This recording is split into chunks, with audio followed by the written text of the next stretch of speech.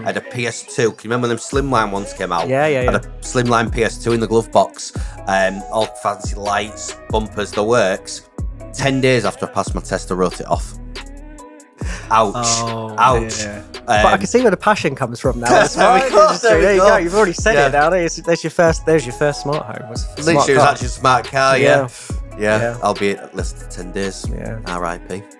Well, I had a little Peugeot 106 red as well. Yeah. I think an old lady owned it, and it'd only done like They're the best ones, mate. 24,000 The miles. best ones. Uncareful lady owner. Yeah, and then I, folded the bonnet. I remember driving to Linton Fuel Oils once and thought, someone went round me around the lorry or whatever. Lorry, we didn't know what was going on, sitting there for 5 minutes. And I thought, I'll go round him as well. So I went round him and I caught those little rubber lights that are on the side of the lorry. Oh, yeah. And it just literally just caused this massive dent all the way down. Just, crazy. We have our struggles, don't we? And sometimes we're a little bit behind and whatnot. But I'll get out there at some point. We'll get onto the struggles in a bit. But first, for those who don't know, come on. So what Chris does, Chris is a UK manufacturer, British manufacturer of light fittings. Yeah. I sold that really bad, didn't I? Yeah. I sold that really, really bad. You give me the script. Give me the script. Absolutely. So, the thing is with British manufacturing, the problem is you can call something British manufactured if it's just assembled here. Yeah. And we are really not doing that. We're really going to town with it. It says to the nuts and bolts, but it literally is to the nuts and the bolts. Yeah, I mean, very organised nuts and bolts, but nuts and bolts. Yeah, so raw materials all the way through to the end product, just outdoor lighting. That's what we do. Although some people use it for interior, it does happen. In fact, you guys did. We just trying to bring British manufacturing back, and that's what it's about. And the amount of times I've been asked to sub stuff out to God knows where for cheaper, no, thank you. I'll keep it in house, and I'll keep it in house in here. And that's what it's all about, really. And one thing I will say, what you do is passion over profit to the extreme. Yeah, probably to the extreme. To the extreme. Actually, last year, 4 people said to me, "Your prices are too cheap." When do you get told your prices are too cheap? I've told you loads of times the lights are too cheap. Yeah. You send me quotes, I was like, what the hell's this? But you're always nervous about raising your prices, aren't you? Because what happens is you have someone come in and say, "Oh, actually, I'm not going to use you anymore." That's always do, but especially at the minute, because there's so many firms under a lot of strain at the minute because it's all the raw material increases. Yeah. But ironically, what you said there about UK manufacturing, and it's a real trend that we've noticed whilst I've been doing this podcast, a lot of manufacturers that are manufacturing abroad are now actually bringing manufacturing back to the UK because of the cost of increases. Yeah, it's good, and it's good to see it going that way. Because we can start in-housing, bringing jobs back here. Really, I think that's an important thing, and also actually training apprentices to do, to be able to do manufacturing, because we don't have that industry anymore, do we? Really, it's just like very little. We are a massive advocate of it. Yeah. And you train all you guys here. Yeah. Did they go to college as part of that? Yeah. So Max, well, actually, all of the guys that have been to college, been to East Surrey. So that's just literally just down the road here. Max is doing I think it's level 5 HNC apprenticeship or something like that. Yeah, exactly. Yeah. Joe did do, I think it was just like level 2 mechanical, and decided it wasn't for him anymore. To be fair, this is the thing with college. It's hard to say sometimes. You hear all the top entrepreneurs talk about college and school and whatnot, and college and school, is it really worth it?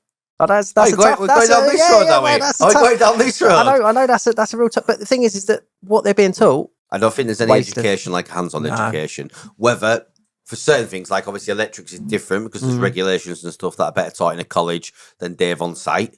I think that's down to the teacher, though. It is down to the teacher, and I'm talking about Dave on site. Yeah, Dave on site. Get it in, wash it in. Yeah. But for certain things, I do find having a college structure is important. Right. I'd 100% agree with you about hands-on learning. I think the apprenticeship route's good, depending on the split. I think it depends on the college. Because if the colleges were decent... I don't care. I really, East Surrey are just not... Anyway, don't go to East Surrey.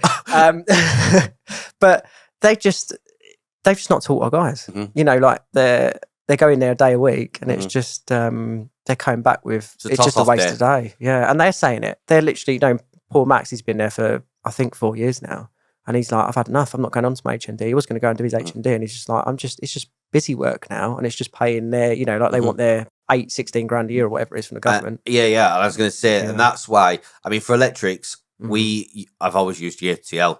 So there's like your main college providers, and then there's the JTL apprenticeship scheme. I did a JTL apprenticeship, and my guys that we put for apprentices have been done through the JTL scheme. I find the JTL stuff is a lot more thorough. They only get paid when they complete the course, rather than they get just paid per year regardless. So they've got more incentive to see you through. And I have to say, hats off JTL. I had a brilliant apprenticeship. Like, loved it. A few bump in the road because mine was 2007 during the recession. Okay. So I had a few employer changes and helped me through that. We have had a few adult learners with them amongst the time, but I find the apprenticeships, adult learners, a lot of them go through. It just gives you cash as your certificate. We had one who, not great, but I did my electrical at Carshalton, and I left at mid-year 2, I think, something like that. But you know, when you're going in there and teaching your fellow apprentices how to wire something up on the wall, it is a bit of a like, what's going on here? I mean, the theory side is, you're right. I think the theory side's important there. I mean, I was lucky. My dad taught me. Right. So, and he was both passionate and a really good electrician when he wanted to be, but also a bit of yeehaw sometimes, swinging the leads around. So, I got taught a lot about electrical installation condition reports though, or periodic and test and specs when they were back in the day. Yeah. So is that who we've got to blame for all this? Your dad. So because of that, he's what he did, electrics, and down that route. Is that what you did? Because what was your background? Because you've not always been a British manufacturer of lights. You obviously done something before that goes, I need to make some lights. Yeah. Well, you know, I left school, left high school, wanted to go on and do my A-levels because I thought that was kind of the route to go, you know, like thinking, I'm going to go to university.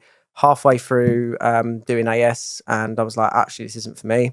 My dad was running his own electrical contractors with a friend of his that they both used to work for my uncle. We used to be Hudson Engineering Services and had like over 100 staff. Jesus, tough. But he got well out of it. They sold up in like just before, I think like 98, 99, a few million, but he didn't get all of it out of it. So my dad was running his own company, and there was the option there to do apprenticeship with him. So that's what I did. I kind of went for the money, I think. And I kind of regret not doing like the IT, the programming side of it, because I really, really enjoy the programming stuff. Well, you know, like I enjoy that side of it, although it's got its challenges for sure. Not surprised. But yeah, so I started my electrical apprenticeship, and I was working with my dad and his friend Steve, and then a friend of mine, Ricky, actually, we offered him an apprenticeship as well. And we spent a lot of our apprenticeship at Linton Fuel Oils in Wandsworth. And it was a good laugh, good fun, and learnt a lot during that time. And it's at the time, you know, we were young enough that I've just passed my driving test, I got my first car and whatnot. I've crashed it a few times. Literally, you know. I remember college, and it was just everyone with the first cars. Yeah. It was literally everyone had like some souped up Corsa. And what was your first car? Mine. I had a red Polo. Okay. Now this car, this is very off piss, but we'll go through it. My first car was red Polo, 1.1 litre Polo, 1 litre maybe. Whatever was a very good insurance group. Polos and Volkswagens are very good for insurance groups. So my mum was happy that was safe. Yeah. Good crash ratings. Now this car was sat on my drive for 6 months before I passed my test. So I got it on my 17th birthday. My mum and dad got me the car because I was at that age, like, you know, putting sound systems in it because I was doing my electrics as well. Of course. You know, so I was wiring sound systems into it. 6x9s on partial self, big sub in the boot. I'd actually taken a step further, and I think this weirdly then comes on to the stuff I do like these days with the custom install, you know, and the custom projects. I then put Freeview in it. Searched how to get Freeview. I got this TV head unit. I had a PS2. Can you remember when them Slimline ones came out? Yeah. I had a Slimline PS2 in the glove box. All fancy lights, bumpers, the works. 10 days after I passed my test, I wrote it off. Ouch. Yeah. But I can see where the passion comes from now. There we go. You've already said it now. There's your first smart home. Literally, it was actually a smart car. Yeah. Albeit less than 10 days. Yeah. R.I.P. Well, I had a little Peugeot 106 red as well. Yeah. I think an old lady owned it, and it had only done like 24,000 miles. The best ones. Yeah. Uncareful lady owner. Yeah. And then I, you know, folded the bonnet. I remember driving to Linton Fuel Oils once and thought, you know, someone went round me around the lorry or whatever. Lorry, we didn't know what was going on, sitting there for 5 minutes. And I thought, I'll go round him as well. So I went round him and I caught those little rubber lights that are on the side of the lorry. Oh, yeah. And it just literally just caused this massive dent all the way down. Just, crazy. Yeah.